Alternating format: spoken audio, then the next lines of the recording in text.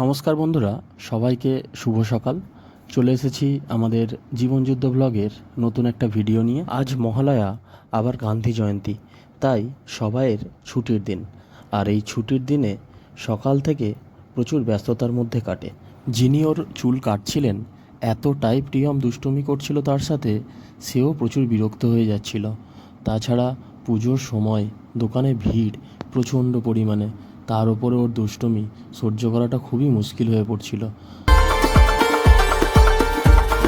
দেখতে দেখতে চুল কাটানো কমপ্লিট, এবার ফাইনাল লুকটা দেখে নেওয়ার পালা। একটু ভালো করে দেখে বাড়িতে ফিরতে না ফিরতেই মায়ের হুকুম, টিভিটা চলছে না। তাই টিভিটা নিয়ে পড়লাম, দেখলাম টিভিটার কি হয়েছে। টিভিটা করছিল অনেকটাই, তাই ছেড়ে দিতে চাইছিলাম, কারণ মায়ের আবার সিরিয়াল দেখা হবে না। মায়ের সিরিয়াল দেখানোর জন্য আমাকে টিভিটা আজকের মধ্যে ছেড়ে দিতেই হবে, নাহলে কালকে থেকে আবার ডেলি রুটিন শুরু, স্কুল, আবার স্কুল থেকে বাড়ি ফিরে তারপরে। কিন্তু তার আগে আজকের সিরিয়ালটা না হলে মিস করে যাবে মা। তারপরে দেখুন ছেলের বাঁদরামি।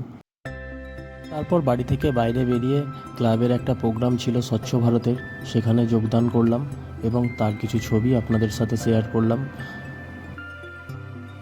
পর দুপুরে খাওয়া দাওয়া করে রেস্ট, ফিরে আসছি পরের ভিডিও নিয়ে। সঙ্গে থাকুন, ধন্যবাদ।